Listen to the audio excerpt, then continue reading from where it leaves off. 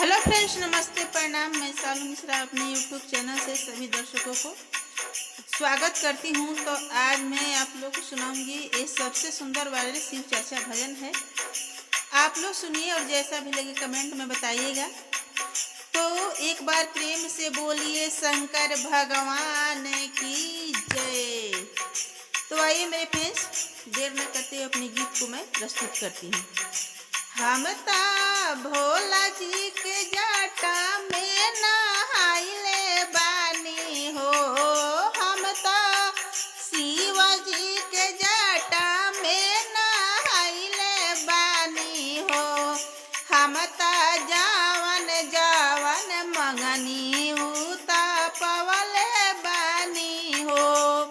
हम ता जावन जावन मंगनी उता पवले बानी हो। हम ता भोला जी के जाटा में नहाइले बानी हो। हम ता शिव जी के जाटा में नहाइले बानी हो।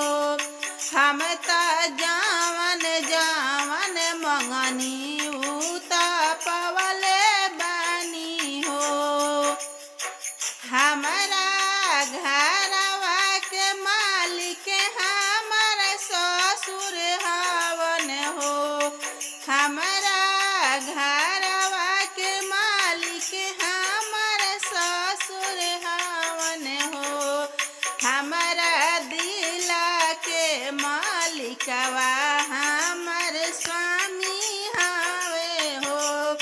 हमारा दिल के मालिकवा हमर स्वामी हवे हो।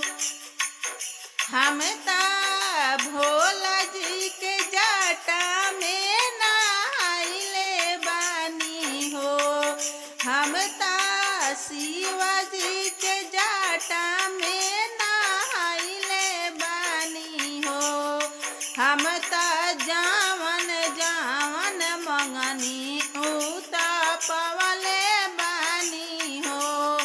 हम ता जावन जावन मंगनी उता पवले बानी हो।